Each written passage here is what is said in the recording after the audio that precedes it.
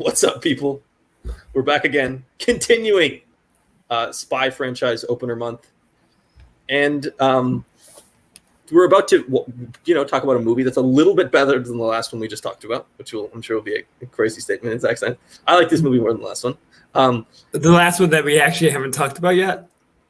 No, what we have talked about. I think it's better than both. You're messing up both movies. The canon timeline of the show. This is better than both movies we previously talked about. I don't know what Zack is not talking better than Mission Impossible, which you can say the name because the episode's already out. It is better than Mission Impossible. I think it's slightly better. That's a horrible statement. No, it's not. That's not true at all. Horrendous. I think it probably has better ratings than Mission Impossible. Mission Impossible is probably the best we were talking about this month. I think it's maybe third best. I think I give it third. To be fair, I'm these are very small margins, and the audience also does not care the fact that we're arguing about movies. We're going to rank our top 5 movies we're talking about this month in our third episode of the week.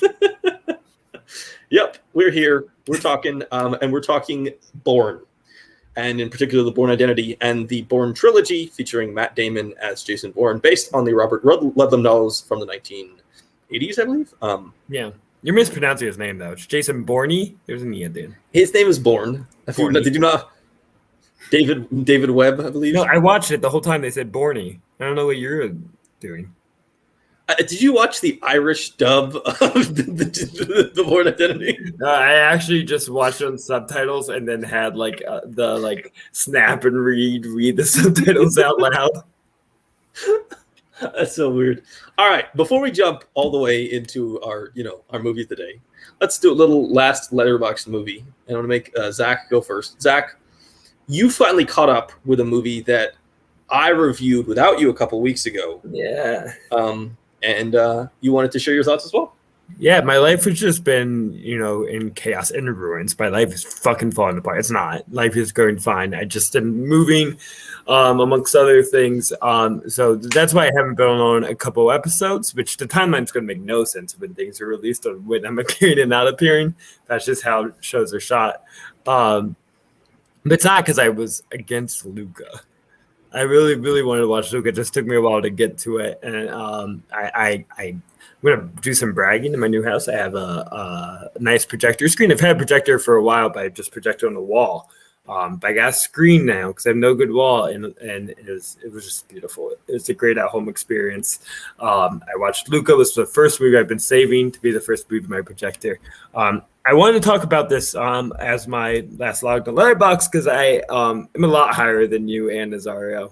On Luca, I kind of had the feeling that I would be, just because the European chill factor, I think, of it all. I just find kind of lovely and relaxed. I do think that I know you mentioned on the pod, because I did listen to the pod, that you don't see what kids would really like in it, but I do think it was still just a little kiddish in general compared to other Pixar movies. There's a gentleness to it, which I think I just kind of fall for. There's just a nice. When did I say this? When did I say this? I don't think that sounds like something I said.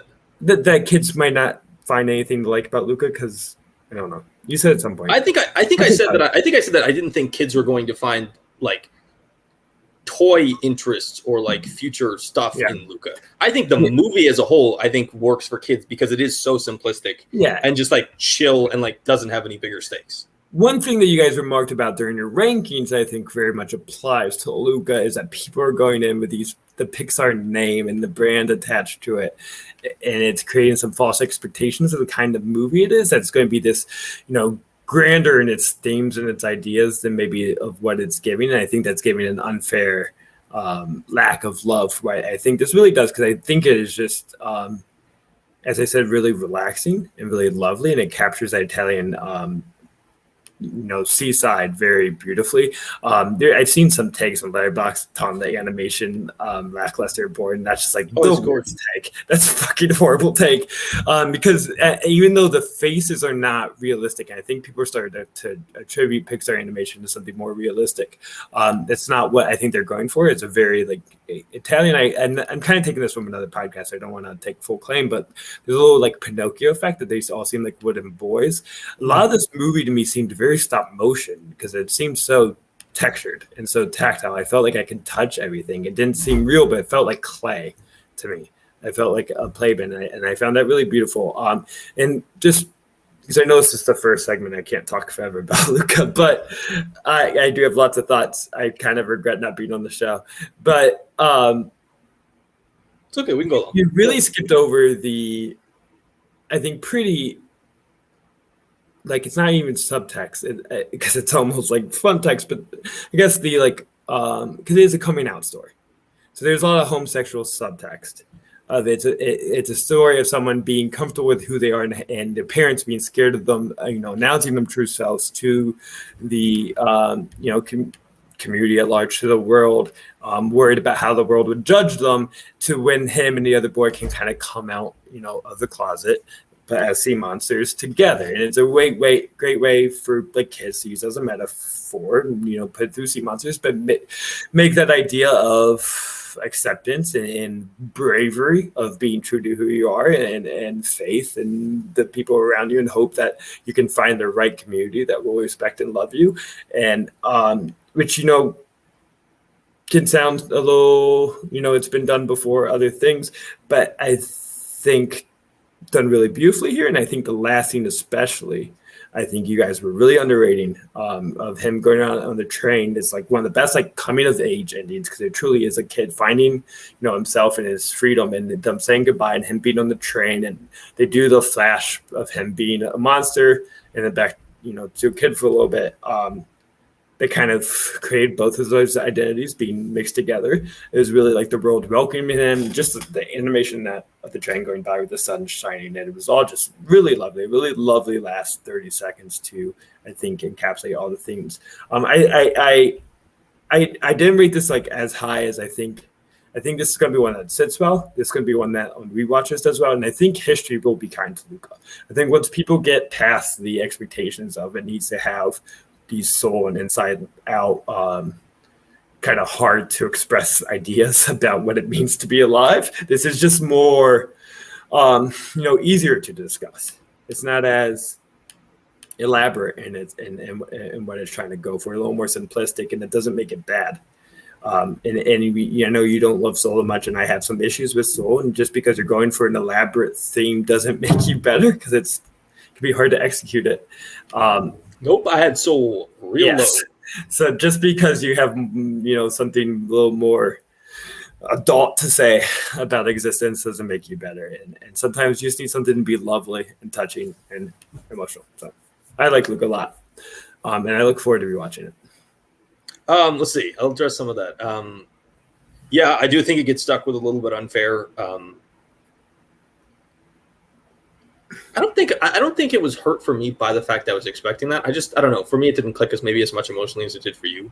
But yeah, I think that it's really important that people understand that this is more in the vein of Onward or Brave than it is in the vein of, it's also, Pixar's so hard, because saying Luca is my 17th Pixar movie is not saying Luca is at all bad. It's also just it's really hard to break that top 10. That top 10 is a lot of elite movies. Yeah. I think this is my favorite since Wall-E. I was trying to think this since 2008. I'm not as high on Love the past decade. Wow. That's a take. And the only one that can compete with it, which I know you would not agree with, but I'm a lot higher than most people, is Incredibles 2. I just find Incredibles 2 really funny. I have Incredibles 2 as 11. I actually like Incredibles 2 quite a lot. So that might be, so it's that and Luca I find for my favorite the past decade, essentially. Mine is Toy Story 3 and Coco. I think are elite Pixar and my favorite two in the entire franchise. I need to rewatch Coco, but I had some issues with. One that came right after Book of the Dead, which I didn't even watch, but just so much better though. I know, but I think some of the humor and some of the characters just were a little silly for me.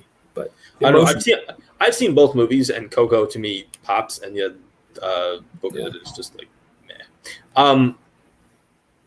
I don't know. I don't like giving a lot of. I think that Disney and Pixar doesn't deserve any credit for these veiled LGBTQ stuff anymore, because they keep claiming, oh, look, it's the first gay character. I don't know. To me, it's just that's why I think this works better, because they're not explicitly making. It's not as insulting as Cruella or She gay in Cruella? I haven't watched No, it. there's like a gay person in Cruella. That's Oh. like it's one of those like background. I haven't even seen the movie. I just know from like reading reporting that there's like a background character that's gay and has to, or like LeFou or something. It's not as insulting as that, but like, I don't know.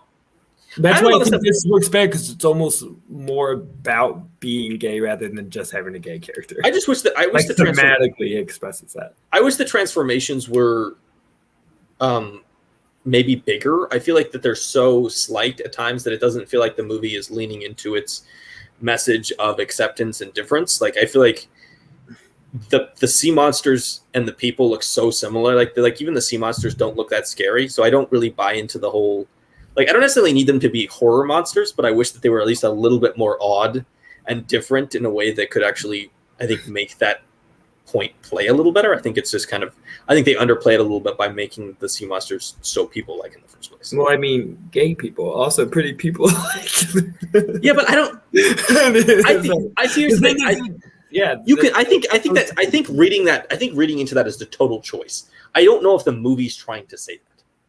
I think it explicitly is trying to say this. You do? Okay. I've seen like a lot of people talk about this, and I've never, because it makes that friendship so connected as well that I don't think they're trying to make it a gay relationship, but you can kind of see that kind of that attraction to the other character, which is maybe not sexual attraction, but still an attraction to each other and being around each other.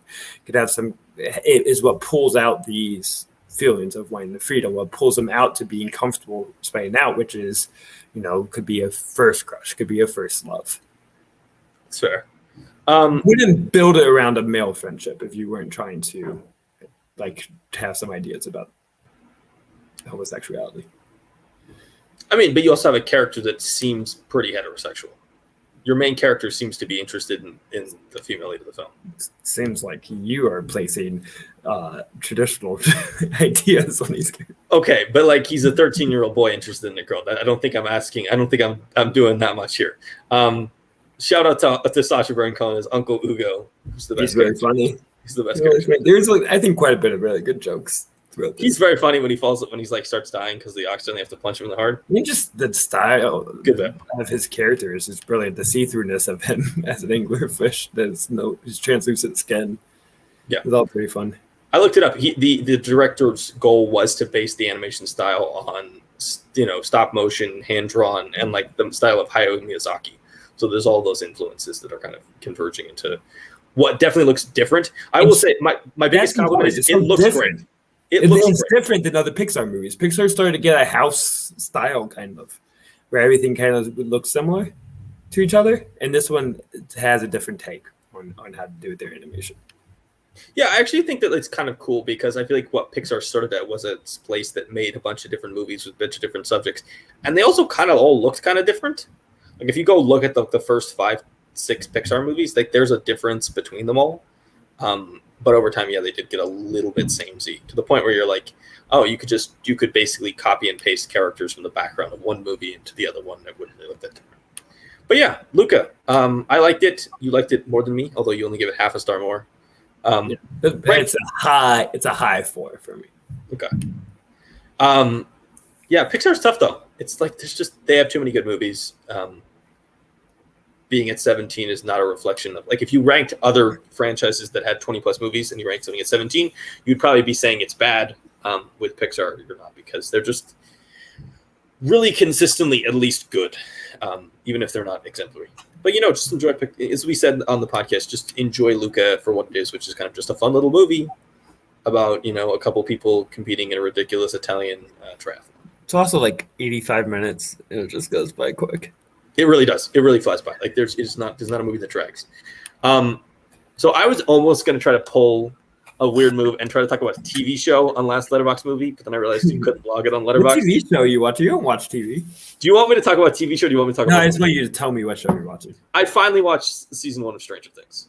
Oh, okay, you don't need to talk about it. Sure. Okay. Because you have a girlfriend. Is that why you watch Stranger Things? No, actually, my family wanted to watch it. They were forcing me to watch it. I've seen all 3 seasons, but yeah, I'm part of the way into season 2. It's a good show, although I don't get the 11 hype. I think Millie Bobby Brown is pretty forgettable. That's my I think that's like King Kong bias. No, honestly, I just I find when I'm watching the show, I think the storylines that are focused on her, I find myself just not interested in. I'm like, can we get back to Hopper? Can we get back to the other kids? Really weird take. I just don't find her very interesting. I'm actually generally surprised by it because she's the one that everyone seems to talk about with the movie. My actual last Letterboxd movie is Danny DeVito directed The War of the Roses, which is a movie I watched and is on Stars in case anyone wants to check it out. It's kind of it's a Kathleen Turner, Michael Douglas film about a couple that kind of gets together, builds a life together, buys a house, builds his house up, and then at some point realizes they hate each other, and then go to war. And they are the Roses, Barbara and Oliver, and they go to war over this house. It's a kind of fun little movie. I didn't love it. It feels like it never really gets out of second gear. Like it's enjoyable in the moments where it's in, but I feel like other movies have done the spousal dispute while living together thing in more interesting ways. I was like, I don't know. Maybe I'm just not a Michael Douglas guy. Like I think he's interesting in moments, but he's never fully worked for me. So. It's weird that he was like a major star and people found him sexy because he just always seems so greasy to me. Yeah, he's like, I get Kirk Douglas being a sex symbol, but I genuinely don't get Michael Douglas being a sex symbol. Like Kirk Douglas is like, I get it. He's this big, like burly dude. He's kind of jacked. He like kind of ripped. He's built in a way that no one of his era was. And Michael is weird because he's like the opposite. Like Kirk Douglas is the ripped guy in the 60s where male leads were not ripped. And Michael Douglas is the non-ripped guy in the 80s, in the decade where every superstar actor was like 270 pounds with 2% body fat. It's a very well, this is you that thinks physical fitness is the only way to be attractive. You have to be a fucking heavyweight. That's not what I'm saying. You don't have to be a fucking heavyweight. I also just think he's kind of an odd looking person. He just has an interesting look that I've never looked at him and been like, man, Michael Douglas is an attractive man. He's just, to me, I don't really understand that. No, I think I'm better looking. Honestly, I'm better looking than Michael Douglas. I'll take that. Have you seen The War of the Roses? I think I seen it as a kid. I definitely seen parts of it because I have vague memories of the heightened gimmicks of their war. But I think just on TV. I think my mom loved it, and that's why it was just on TV every now and then.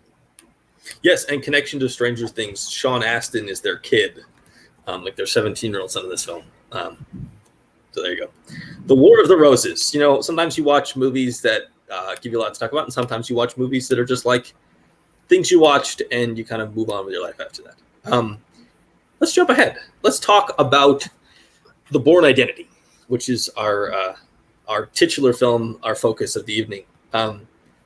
Let's do a little plot summary. You made me on the last episode, or actually 2 episodes ago on the Mission Possible, say that we should do these together. Yeah.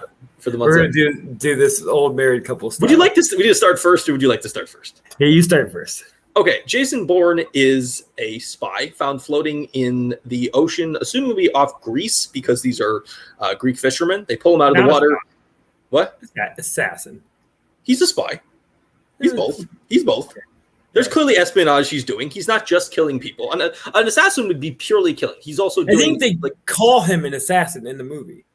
He calls himself an assassin, but I don't think he fully knows who he was. I think he calls himself an assassin when he just thinks that's all he's done. All right, back to the actual plot. He pulled him out of the water. They bring him into the ship. They're taking care of him, and they discover that he has bullet wounds in his back, and he has a bank account number like under the skin in his hip. So basically, like we all do. Right away, we're like, okay, this guy is not a normal person who just fell off a fishing boat. Yeah. And famously, because this film also gets now brought up in every psychology class ever, Jason Bourne is an example of, I believe I'm just going to just do a quick double check just to make sure I'm not incorrect here. I don't want to screw this up because I do agree. Yes. He's a famous example of retrograde amnesia, which is amnesia where you have forgot the events of the past. You're not having trouble forming new memories or ability to remember new information, but he does have retrograde amnesia where he forgets his past events. One of the more like actual realistic forms of... It's actually really realistic. So yes. because he does two things that are really interesting. One, he forgets the information that is stored in memory, but he still has all the reflexes. He still has all like the built-in habits. He has all the skills training he's experienced over his life. He can do things instinctively that he doesn't understand why he can do them, but he's forgetting the exact facts that you would forget if you're a person who had retrograde amnesia. Yeah. So he doesn't know what he's doing. He gets dropped off on the mainland. He goes to this bank. He opens the bank vault. He goes, why do I have like a gun, a bunch of money, and like 7 different passports? This further confuses him because he doesn't know who he is, and now he's got passports telling him he's 7 different people. Then he goes to the U.S. Embassy. U.S. Embassy. Yeah, he gets into a fight, and the girl's yelling at the counter, "Why won't you let me go?" Franca Potenti, who is our female lead, and is also really good in this film. And is like, damn, there's a fine piece of man meat. And then Matt Damon gets into a fight, runs up on the roof. He does a bunch of cool stunts where he like has to escape and figures out a way to trick people, and also like just straight up front kicks a dude in the balls, which is a good moment. Although it did like instinctively like wince when it happened. And then he climbs down on the roof. He goes over to Marie Kreutz, who's played by Franca Potenti, and he goes, "Hey, I'll give you $25,000 to drive me to Paris," because he's realized at this point that he lives in Paris. I don't remember the passports or something. It's from the passport. I don't know why. I guess they all have the same address. That's the only thing that makes them similar. So he goes. So she's like, "All right, fine." That was where he was like stationed out of, which is what we find out. Yeah, he's the Paris agent for Treadstone, which is the U.S. CIA program. And she's basically like, "This is taking forever." She basically is like clearly having money problems. Is in Europe, but like kind of doesn't have visas or anything. She's a little bit of an illegal immigrant at this point. Yeah. So that's why I think she's not more a wild card, but she might have lived a kind of nomadic life. Just they call her gypsy at one point. So like I think that's clearly the intended. So she drives him to Paris. They get to Paris. He has an apartment. He goes up to the apartment. There's like not really that much information there. They get attacked by an assassin. Bourne kills the assassin. And they have to run out of there. They leave there. They go to... they do a crazy car chase, which is really awesome, and uses a tiny car all over the streets. And then they have to... They go to Marie's brother's house.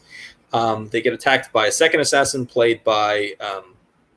called the Professor. He's played by... Why am I blanking on this? Clive Owen. Bourne then basically says, "Get out of here, go," and he chases down the CIA office in Paris, which involves Jack Conklin, played by Chris Cooper, and Julia Stiles playing Nikki Parsons, who's like the people on the ground there. It's not everything is explained. Actually, you skipped a lot, right? You skipped them in the fucking in the apartment, and then them breaking in through the window. I mean, I did not skip that part. No, I had an emergency at a catered. I skipped that part. I didn't skip that part. I said they went to the brothers. I said they got attacked by Clive Owen. No, this is before. That's like the fucking end of the movie. No, but they get attacked in Paris by the guy coming through the window. Yeah. Then they escape. You did not mention that they fucked. Okay, my apologies. I thought it was I thought it was just included that it's Matt freaking Damon in the early 2000s. He's the hottest spy of all time. It's not close.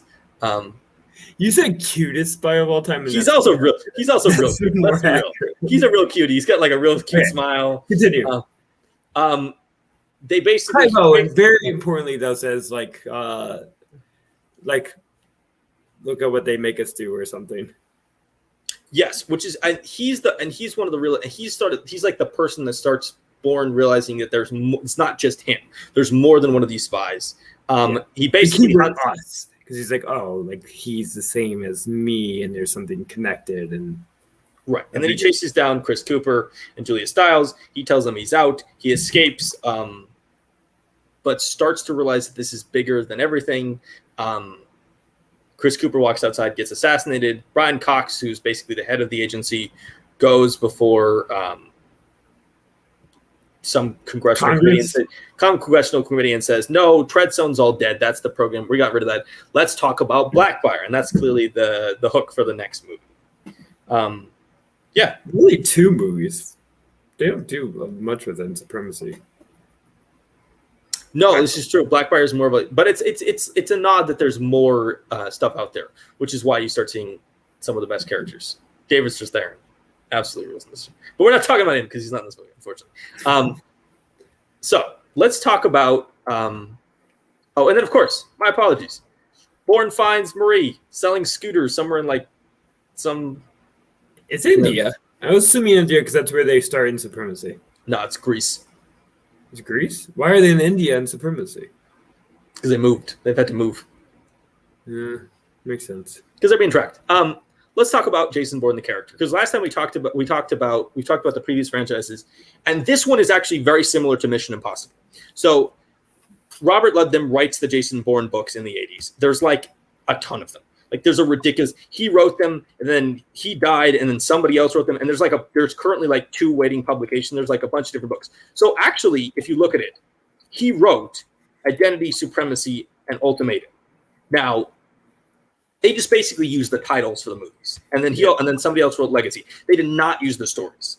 In these ones, in the Identity, they use the idea that he wakes up and he's floating in the water, but then like Maria is an employee. You read these? No, I'm looking. I tried to read one of them. You should have read them all. No. Honestly, I tried to read one of them. It was really boring. It was not that interesting. Because you're not over the age of 60. Dude, I like detective novels. I like Robert B. Parker's novels. I like Harlan Coben. I enjoy this stuff. It's your grandpa. Yes, I know. But there's like in the thing, the only thing that they took is really the title and the idea that he wakes up in the sea with gunshot wounds and doesn't have memory loss. But like, and then he figures out Marie's a character, but then there's like a message flashing through his mind. There's a contract killer. No, Carl's the Jackal. Marie works for the government of Canada. There's like hostages. It's a completely different thing. So basically when they made the movies, they were like, yeah, we're just going to make these and we're not really going to use, the stuff. The only thing other included is they included some of Lyman's recollections of his dad's memoirs related to Oliver North and like the Iran-Contra stuff. So the Oliver North, the Chris Cooper character is somewhat based on Oliver North. I don't know who that is. You talk about this like he's a common name. He's a former military guy. He's a political commentator. I think he ran the NRA at one point. But he also has like, he was involved with a bunch of arms sales and like he was involved in the Iran-Contra scandals. So basically, they did the Mission Impossible thing. To make this shorter than quicker. They basically did the Mission Impossible thing. They took the name of the character. They took the general idea that he has amnesia, and they dropped him in. They took a couple other details, and then they were basically like, yeah, we're going to make our own things. Because like, even after like, you know, if you go to the Wikipedia and read the Bourne Supremacy, like he's teaching Asian studies at a university in Maine. Like they didn't do anything close to that in the movies. They clearly I assume it has to be a lot more streamlined because there's really not tons of plot or definitely not like very little dialogue throughout this. That could not fill up a book was having this movie. It's so much more about the action, the set pieces that cannot do a 300-page book. This is definitely more about the action, the set pieces. It's about Damon being charming. It's about kind of the mystery of where he came from, which is actually, to be honest, I think a way more interesting story than like actually some kind of international conspiracy. It's way more interesting to follow one character trying to understand their own origins. They made a television movie of the Bourne Identity in 1988 starring Richard Chamberlain. No idea. Richard Chamberlain. Do we know Richard Chamberlain? No, I didn't know they made a TV movie. Yeah, they made one. It was clearly not very successful. And then they just did this. And they basically were like, yep, we're going to do this. And they tried to cast a bunch of people, including Brad Pitt, who said no, he's going to do Spy Game. It would have been so good. No, it would not have been. It would have been so good. It would have been so much worse. It would have been so much. The movie does not work with Brad Pitt. I don't think that's true. I think it works. He's more charming than Matt Damon is, and he can do the quiet. I actually think he's not more charming. I think he's not more charming than Damon. Think of him in Once Upon a Time in Hollywood. He plays the quiet. He's more physically stunning as like a person, but I don't think he's more charming. Damon is like all charm. disagree. also just don't think you ever believe, like, Damon has to play this guy who doesn't really know who he is. I don't think Pitt plays that particularly effectively. Damon is charming while not knowing who he is. I think there is a little bit of like a puppy dog quality of like someone just got. He has this innocence to realizing what the world is, because that is the best part of the movie, is him like being awakened to the skills that he has, like starting with the fight scene in the park with the cops, like, oh shit, what am I doing? How can I do this? The like instincts that come out just kind of shocking him that he pulls off really well because of that puppy dog quality that Matt Damon is. And famously, they tried to cast Tom Cruise, which I also think would be a terrible choice. Because I think there is something to Damon where like you have like he has this innocence of a person who doesn't know who he is, but then then it's like, wait, he just took 2 guns away from people and put 4 guys in the hospital. And he did it without even trying. I think in this part why I think it gets better with Ultimatum, as I do think young, pretty Matt Damon is a little unbelievable as someone that would be this competent of an intimidating spy. He's just like too really. I pretty and chill. Disagree. Yeah, I think he's a little too like nice boyish, even in his performance. And this is one of my major issues with the kind of franchise in general.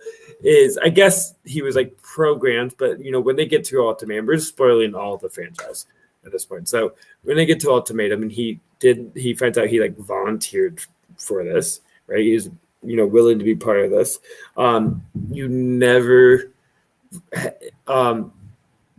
He makes such a moralistic switch from when he overcomes the amnesia that I think that there has to be something inherent to who he is that would be less his complete moral opposite, less the do-gooder. How can someone live this life of an assassin, regretting all the murders he'd done? There had to be something still deep down in his soul that made him willing to become this assassin and this murderer that I think they just avoid. I don't think amnesia gets rid of everything you've become. I guess it's almost a commentary.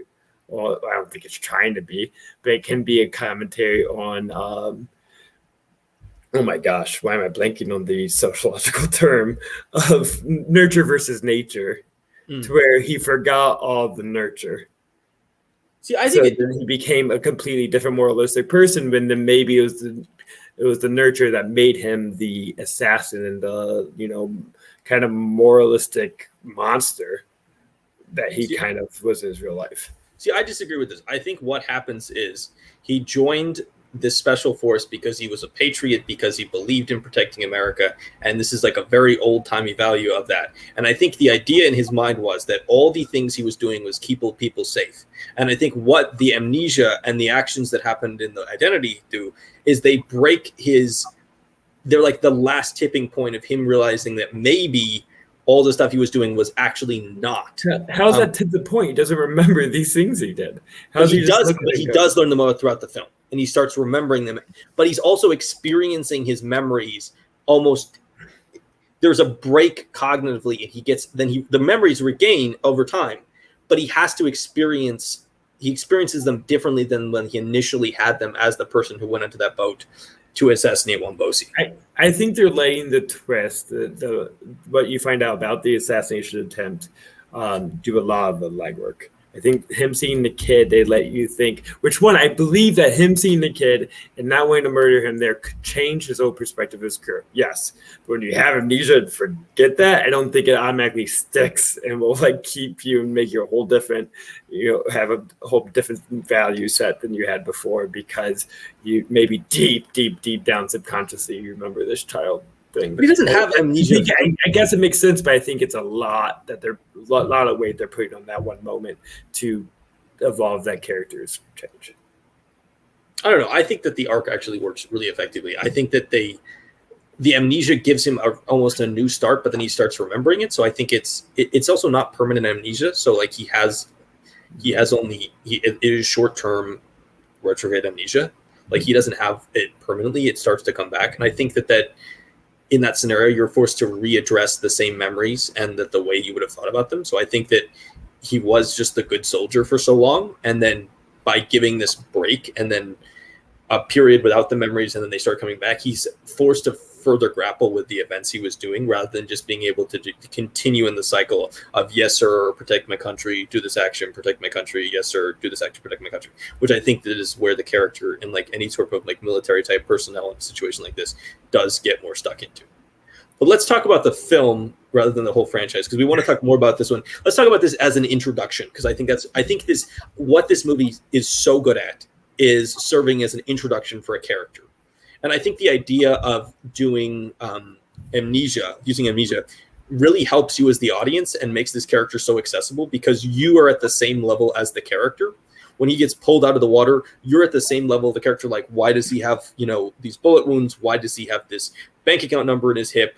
Why is he this person? Like, you get to experience along with him his ability to like take weapons away from people or fight or all these things he can do. And I think that makes it such an interesting avenue into the character that just doesn't exist in other spy franchises. Every other spy franchise you jump into, the character already knows how to do this stuff, and you're learning about all the stuff this character knows. And this one is like the one franchise where you and the character are learning at the same time. Yeah, it's the surprise aspect of it. That is definitely what makes this stand separate from James Bond, which I think, especially the newer James Bonds, I think is what it probably has the most in common with. How do you make this character interesting and want a new spy version of it than being American? It's like, let's make him like also be in the discovery mode. You also have to give a lot of credit to this movie. This movie changed the Bond franchise. This is the movie.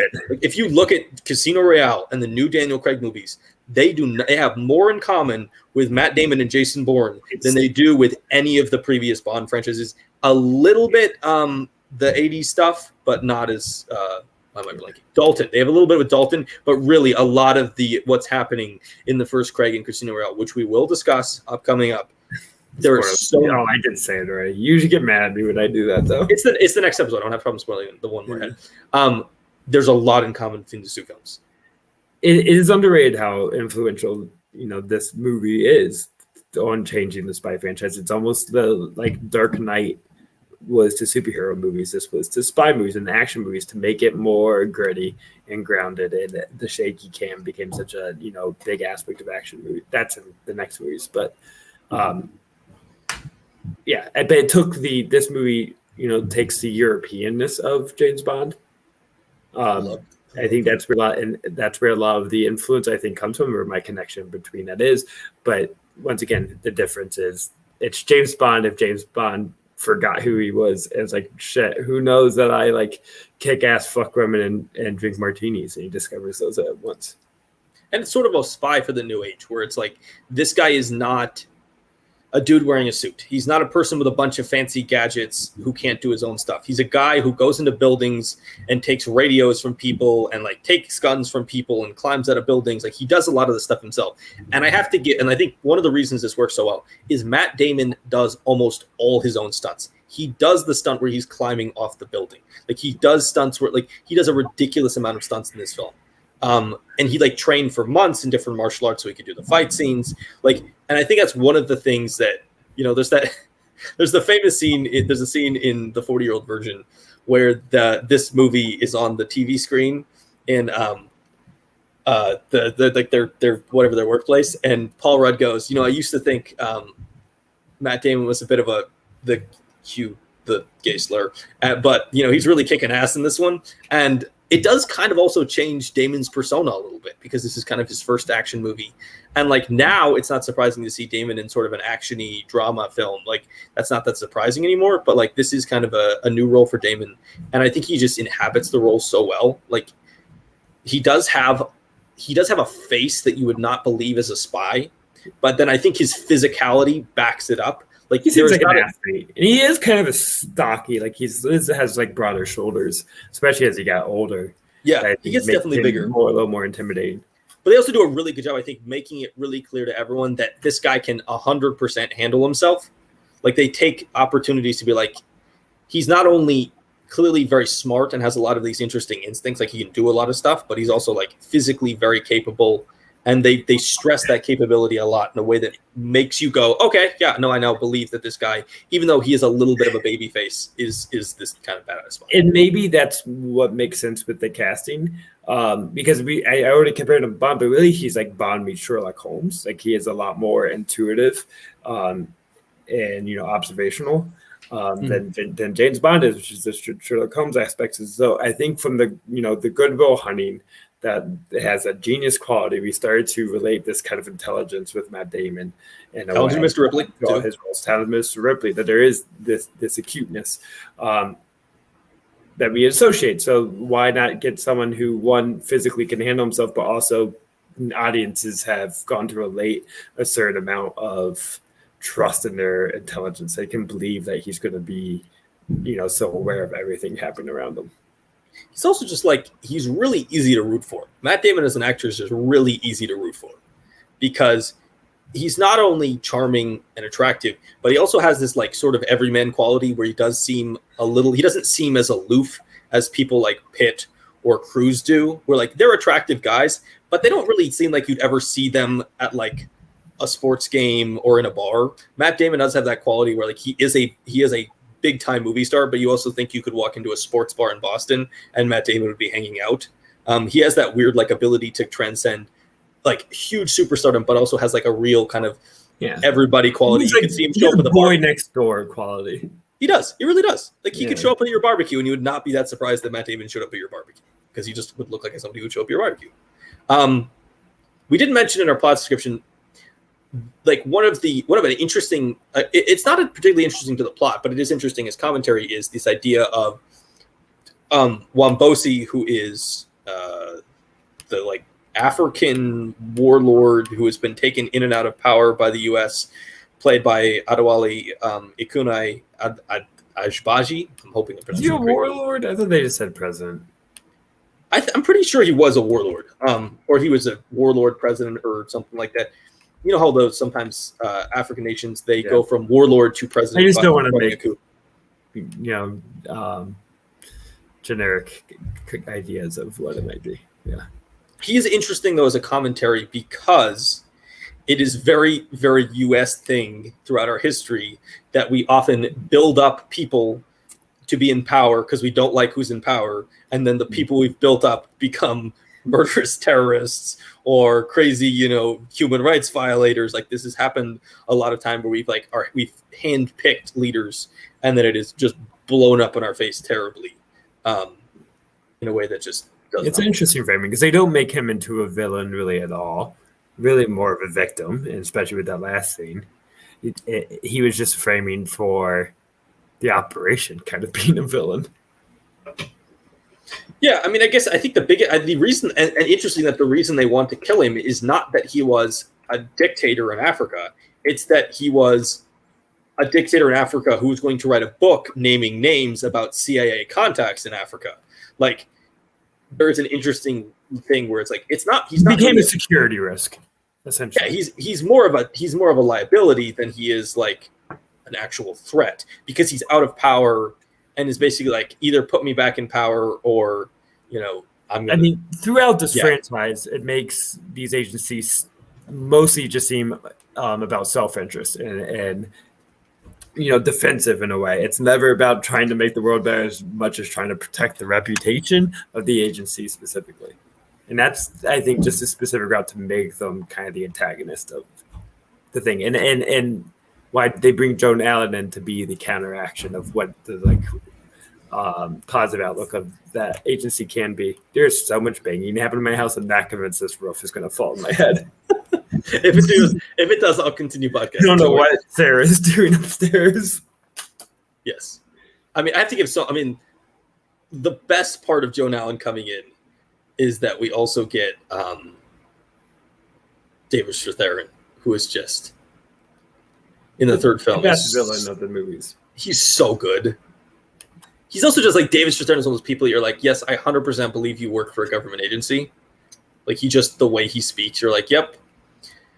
Yeah, Joan Allen is an important piece, I think, is what's missing in this movie, which is, I guess you have it with his girlfriend here, but a companion hero in a way, someone who, working on the opposite side, but maybe can provide the route to answers, and that I think Jason Bourne needs.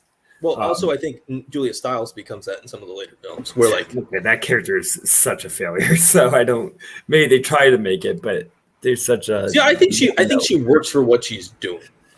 I don't think the character. I think she's fine in this movie because they don't make her a bigger character, because she's really just part of the operation and barely part of it. But once they try to act like she was always a bigger part of the story, is when it becomes, I think, a little odd, because really she's just someone like on the phone and trying to connect in this. Basically, she's the same character Michelle Monaghan eventually plays, I think, in Supremacy, which is just there. I think she's even less than Monaghan is like the number 2 to somebody who's actually big at the. She's basically just a station agent. Like, that's basically her job. Her job is to like interact with the people and help them out. It's weird. Like, they get to the future movies, they're like, we got to bring back everything people like Matt Damon. Let's bring back antagonists in the agency and Julia Stiles. Everyone loved Julia Stiles in the first movie. She's really bad. She's really bad in Jason Bourne. I mean, I think the character gets worse. I think her performance in this is still not great, because I think she just lacks the authority to have that kind of meaningless operative role, someone that just delivers lines. She just doesn't deliver it really believably, because the character has nothing to do, but she doesn't know how to just be a presence. I think she needs a little more to work with to be a interesting presence. Well, I think also like she's given a thankless role, which is she's totally a pawn in everybody else's thing. Like, but there's people that can do that and still be engaging. Sure. You also have random people appearing as like research technicians. Walton Goggins and Josh Hamilton both appear as research technicians in this film. On different levels of their career, which is weird. Bourne has a lot of people who are barely part of the movie and then became a lot bigger later, and also have a second class of people who like seem like they're on the rise and then amount to nothing, like Famke Potente. This is soon after Run the Low Run, right? And then I believe so, yeah. She never fully it's really hard for European actresses to make the transition pretty successfully. This is 4 years after Run the Low Run. And this was really all that she was able to do. But think of all the European actresses, the non-English speaking European actresses. Just that, like Marion Cotillard, it was very successful. And other than that, Audrey Tautou kind of failed. Thinking of Girl with the Dragon Tattoo. I'm blanking her name. Why am I blanking on this too? Yeah, me too. She was in Prometheus. Either way, very difficult to make the transition. And Famke Potente was part of that. But there's someone else I felt like was Julia Stiles. Like, she was in the prime of her career, then never amounted to much more after that. So interesting two classes of. Nomi Rapace is the girl from the Dragon Tattoo. Yeah, but this is true. And like, if you look at her career, she has this, she has Run Lola Run, and then like, if you go through her career, the only thing recently that I've even heard of is she's in The Conjuring 2. In a like, she's in Conjuring 2? She's in The Conjuring 2 in a very small. No, she's like a friend of the couple of the family that's being haunted or something. She's The Conjuring. She's The Conjuring. I don't remember. It's like she plays. Oh, she's like a skeptic of the whole devil thing. Is that her role title? Because I hope so. There has to be like a lot of horror movies. No, she plays a real life person. She plays a real life person named Anita Gregory, who's like this German psychologist, like something, who is against all this stuff. So that's her role in that.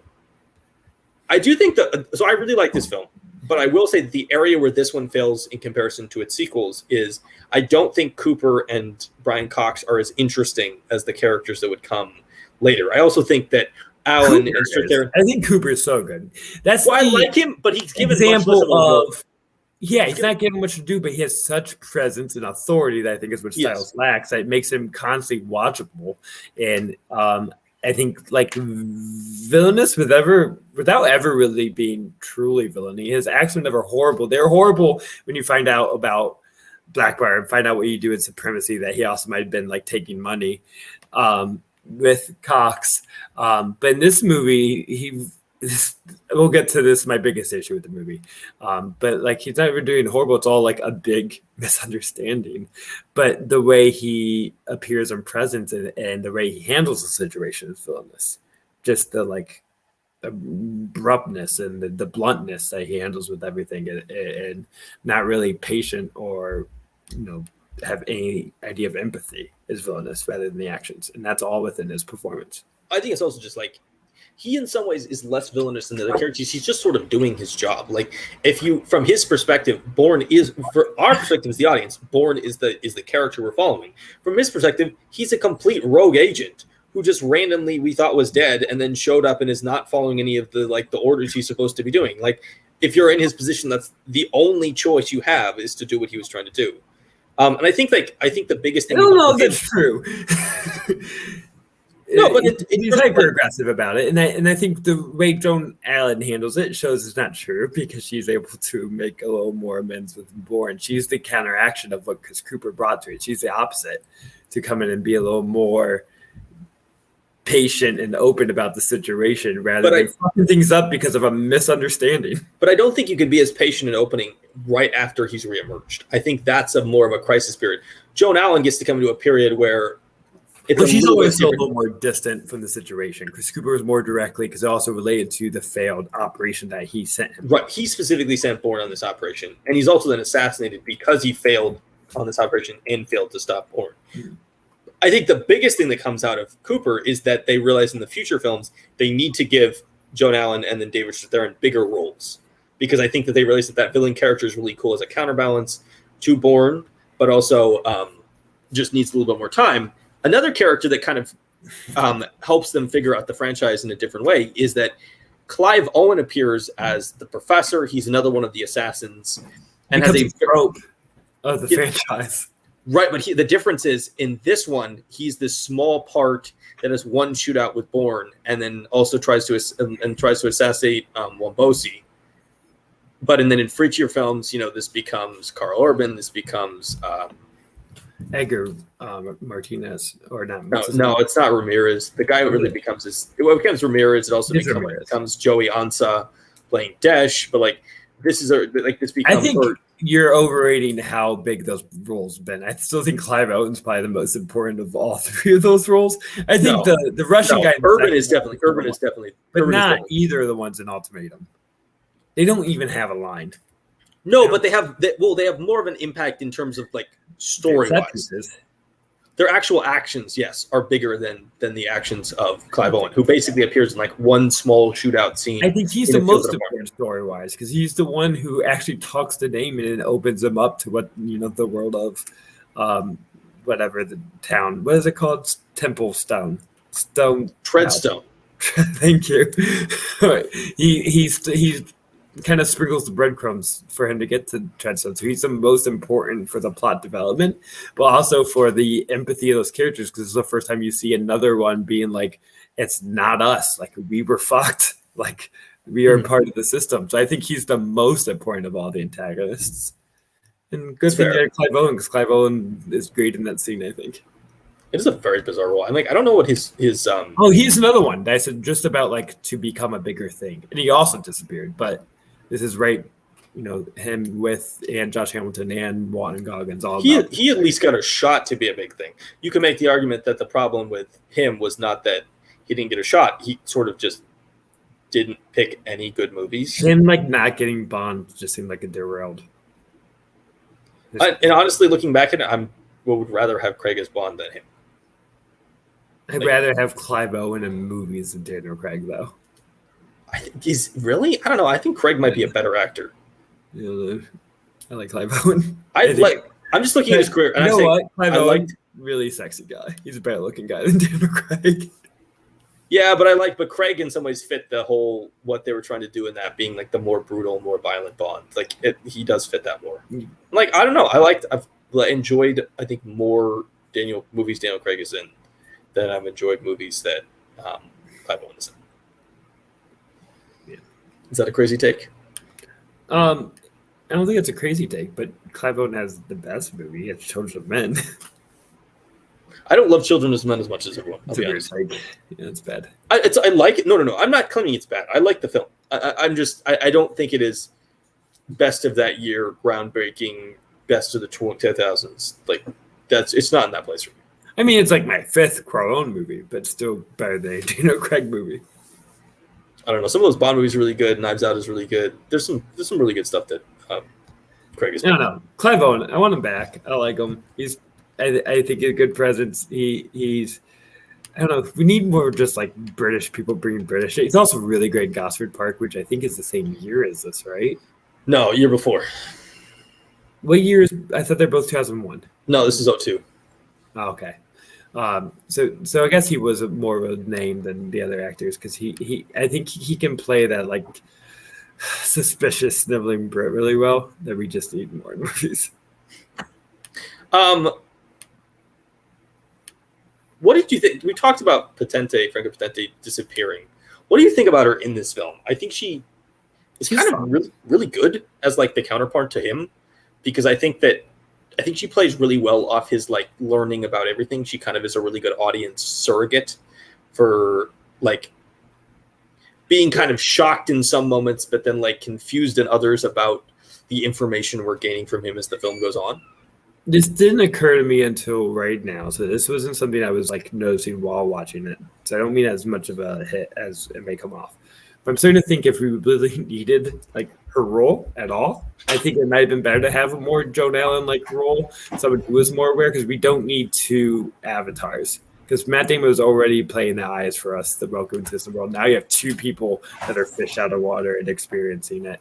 They don't know if it was really necessary, and then maybe because I did find something lacking about her character. I felt like it's unnecessary, but I couldn't put my finger on why we're watching it. Now I think I got to it. It's just unneeded.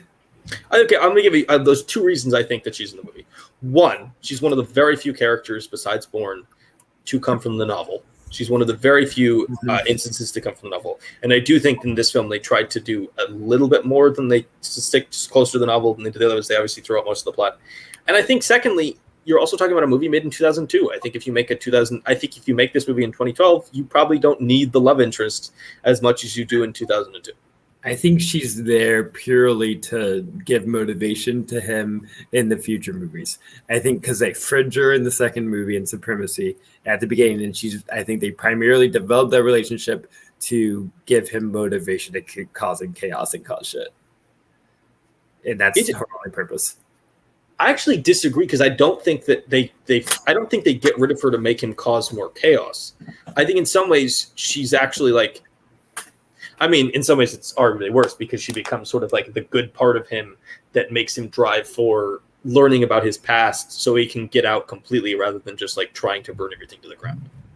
Yeah, there's a little bit of vengeance to it because there's a lot of him going, "Did you kill her?" or other things. Yeah.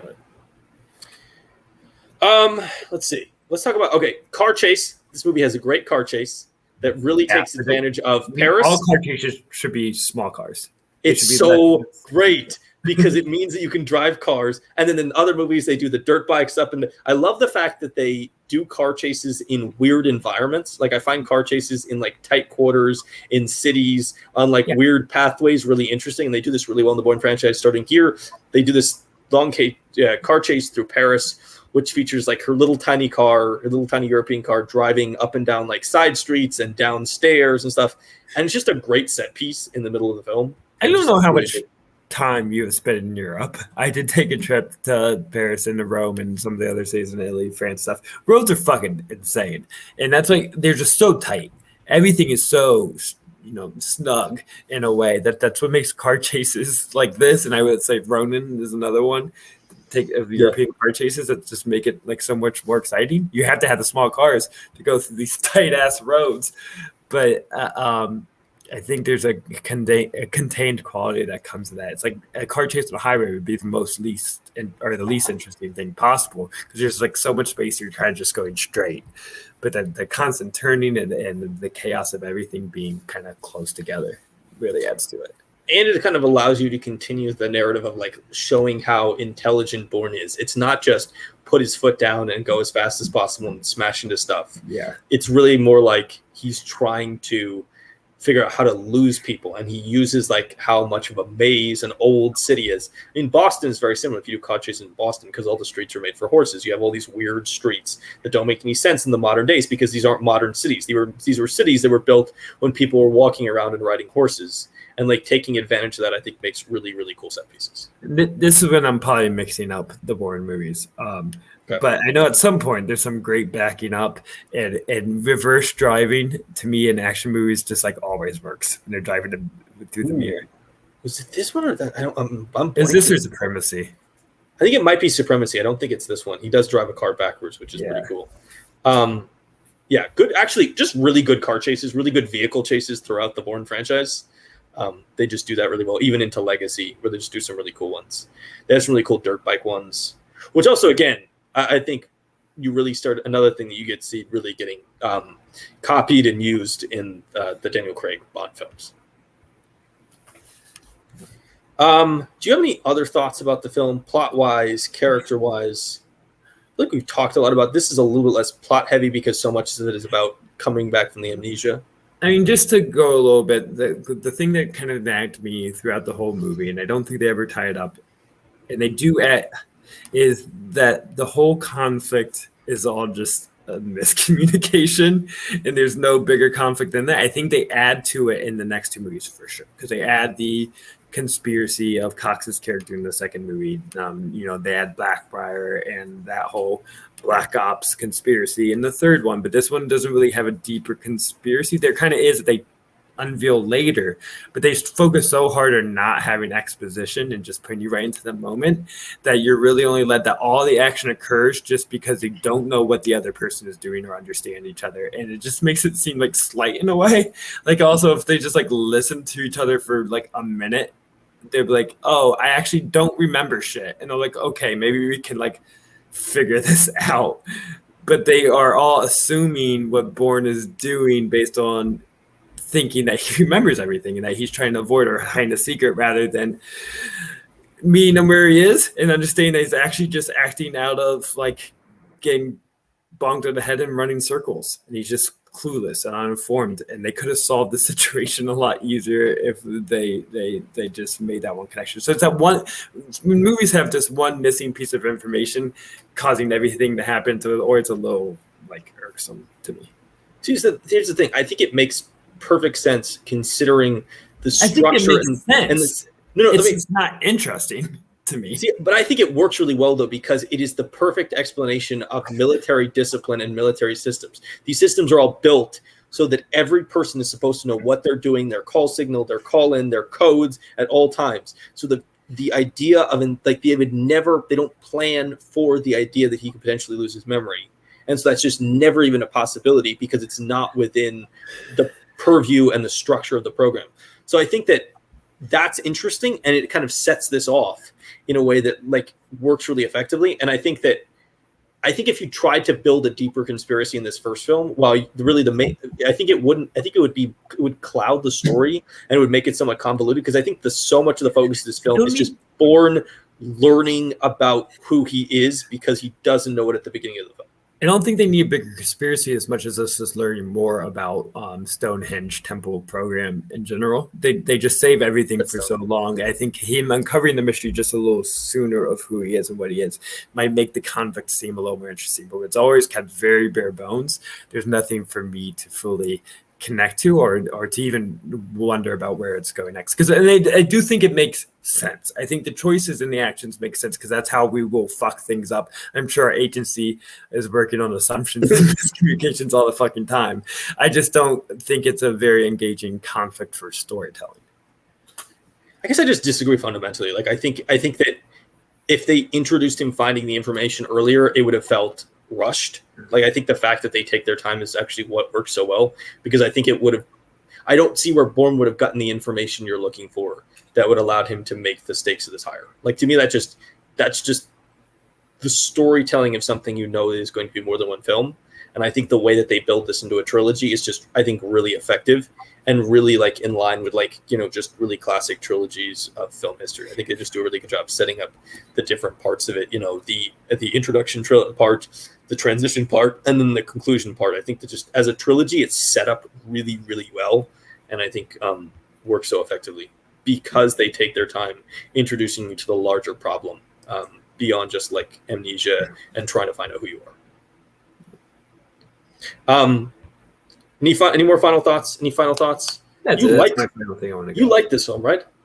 I like the movie. That's just the things that are nagging at me, and I think I appreciate it as a setup piece. I say I love the discovery quality of the character, and I think the action set pieces really work. There's just a couple nagging things that make me like Ultimatum a lot better because they just are able to clean it up a little more. Well, Ultimatum is, I think, is more complex and deeper, but I think also really is helped by the fact that it has been set up so well by the first two films. It also just it's more polished as a film, not just in terms of production design and the stuff they're doing, but also just they clearly knew what they were trying to do going in, so that they were able to build to Ultimatum being the best part of the trilogy.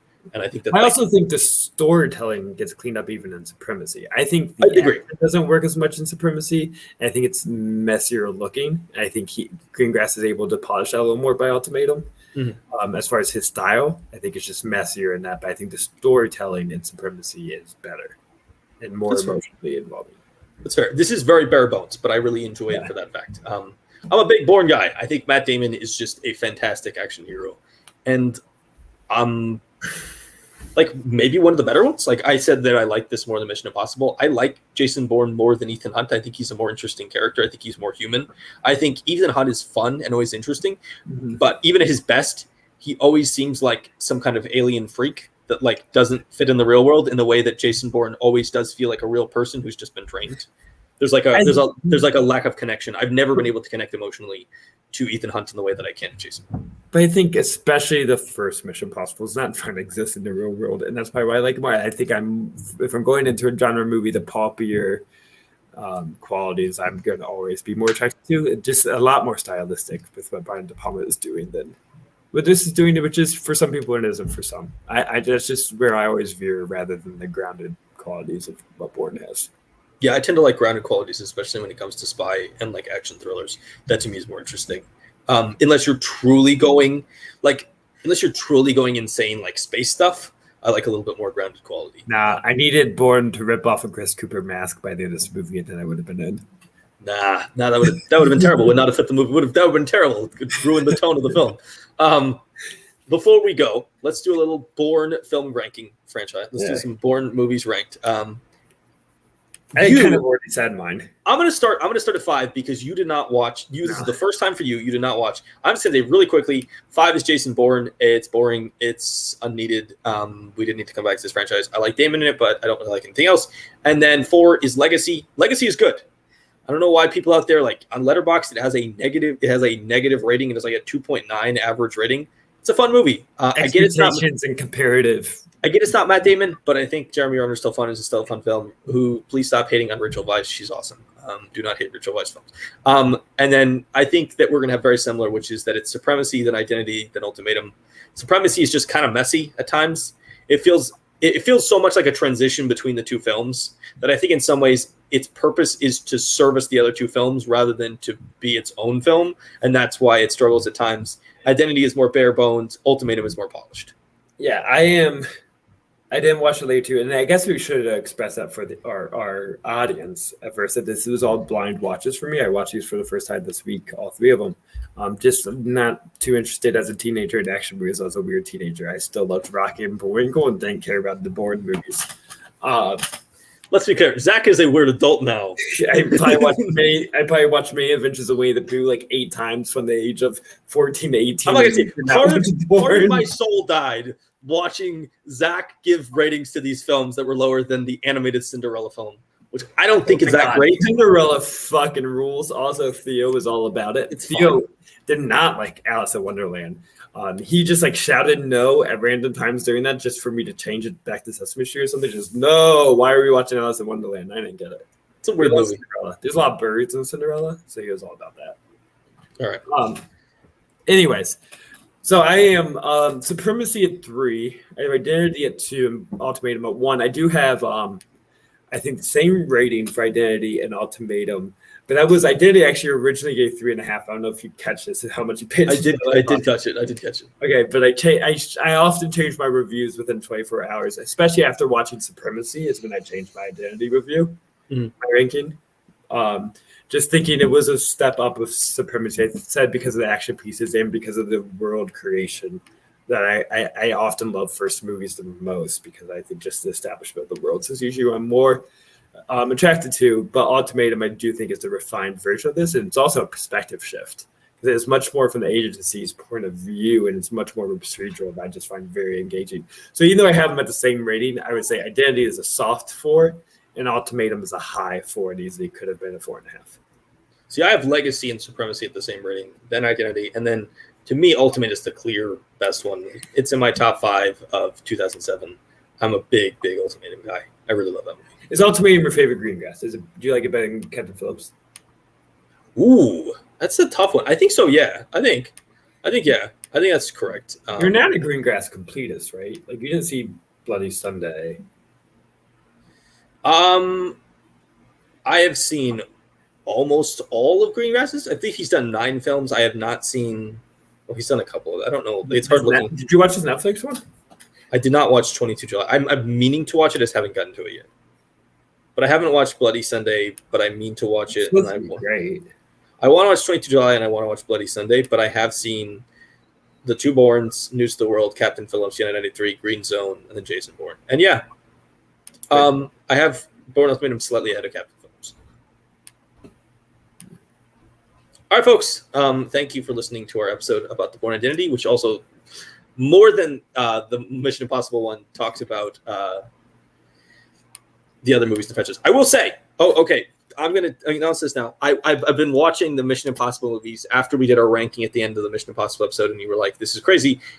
You're correct. 3 is a really great villain performance, but is kind of a really forgettable movie. Also, I'm going to make a crazy statement. I think The Rabbit's Foot is the worst central mystery in the entire franchise. I think Mission Impossible's 2, Bellerophon and the drug thing is more interesting as a central mystery than The Rabbit's Foot. Because The Rabbit's Foot isn't supposed to make any sense, and I think that's why it works. It's just a fun name. I actually really dig Mission Impossible 2's central thing. I just wish they stopped doing all the dumb stuff with the random shots of birds and stuff. That stuff is just that stuff I could do without. But I really do actually like that central mystery. That's Sean Woo for you. You gotta have birds. Theo would love it. You really don't. But yes, I would agree. Mission Impossible 3 is really overrated. It's a great Philip Seymour Hoffman performance. I think it's properly rated, but anyone who tries to act like it's a top 2 Mission Impossible needs to stop. Well, I think some people do, but I think that it also, first off, it looks like a TV show. It acts like a TV show. Yes. Even from they do the Abrams was hot off of Alias. Well, they literally do the opening. They do the TV thing where the opening scene is the end of the film, and then they flash back. It's also kind of nonsense and has a really stupid ending that feels like JJ wants to end the franchise with him walking off with his wife. It's a very weird movie. I'm honestly amazed the franchise continued after that. I know. It feels like movie, it seems like a franchise killer. It feels like, well, I don't know if it feels like, to me, it feels like an end of a franchise. The ending just seems so finite. But I guess they've brought back dumber franchises in other ways. I'm looking at you, horror franchises. You guys come back from the grave 40 times. I think, even though 3's not bad, I just think kind of underwhelming and not amateurish, but it's a TV-ish after a complete failure. So not being able to overcome from 2, I thought would have. Well, I think the thing you see is they take a really long time between John Woo and that one, and they take a really long time between 3 and 4. Then once you get McQuarrie, though, it's time to start rolling them out. Well, but that's when they start landing just consistently. I'm excited to continue. I haven't watched 4 yet. I will update you guys going forward. With that being said, thank you for listening to our episode about the Bourne Identity. Drop comments, drop likes, drop subscribes, do whatever you want. Share us with a friend. Make your entire family download us. Who would like this? Unless it'll hurt your family. If it mildly damage your relationship with your family, we want you to do it. But if it completely damage your relationship with your family, you can flip a coin or something. Next week we're going to come back. We're going to talk about a movie that is very much inspired by Bourne, which is Casino Royale. And I will talk about why we made the choice to talk about the Daniel Craig Casino Royale for the spy movie starters compared to a bunch of other films in the Bond franchise, including Dr. No would be the obvious one. But I'll explain why, as the Bond expert of the two of us, I thought that was the best choice, beyond just it being a really great film. Thank you for listening. Thank you, Zach. We will see you all next week. Peace out.